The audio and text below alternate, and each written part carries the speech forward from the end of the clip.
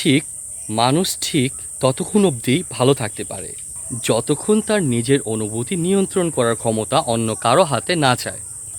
কি বলা যায়, কতটা বলা যায়, কাকে বলা যায়, লোকজন এটি মোটেই বুঝতে চাইছে না দেখছি আজকাল।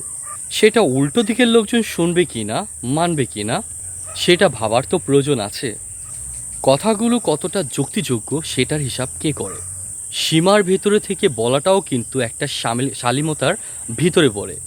সব কিছু বলার অধিকার সবার নেই, সেটা বোঝার মতো পরিণত বুদ্ধি আর সবার থাকে কি? আর থাকলেও কয়জনেরই বা থাকে? অতি সরলতা কিংবা অসহায়ত্বের প্রকাশ কখনো কখনো নিজের সম্মানে বড় ধরনের আঘাত আনতে পারে।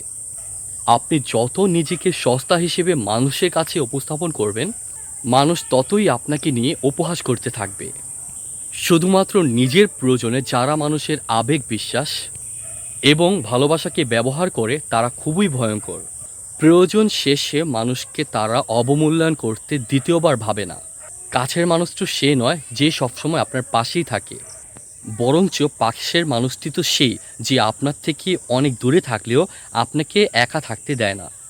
কিছু মানুষ আপনার জীবনে আপনাকে এমনভাবে রাখবে যে আপনাকে ছেড়ে যেতেও দিবে না, এবং কি ছেড়ে যেতেও বলবে না, আবার শক্ত করে ধরেও রাখবে না। সে আপনাকে এমনভাবে বোঝাতে চাইবে যে থাকতে চাইলে নিজ থেকেই থেকে যাও, আর চলে যেতে চাইলে নির্দ্বিধায় চলে যাও। আমি তোমাকে আগলেও রাখছি না, আবার ছেড়ে যেতেও বলছি না। কিন্তু আপনি যখন আগলে রেখে বাধ্য হয়ে সে মানুষটাকে ছেড়ে চলে আসবেন, তখন সেই মানুষটা আপনাকে বেঈমান, প্রতারক বলে গালি দেবে, বলবে ও আসলে একটা হৃদয়হীনা ও মিথ্যেবাদী। কিন্তু সত্যি কি জানেন, আপনি সেই মানুষটার জীবনে কখনোই খুব প্রয়োজনীয় কেউ ছিলেন না। আপনি তার জীবনে শুধুমাত্র একটি অপশন হয়েছিলেন।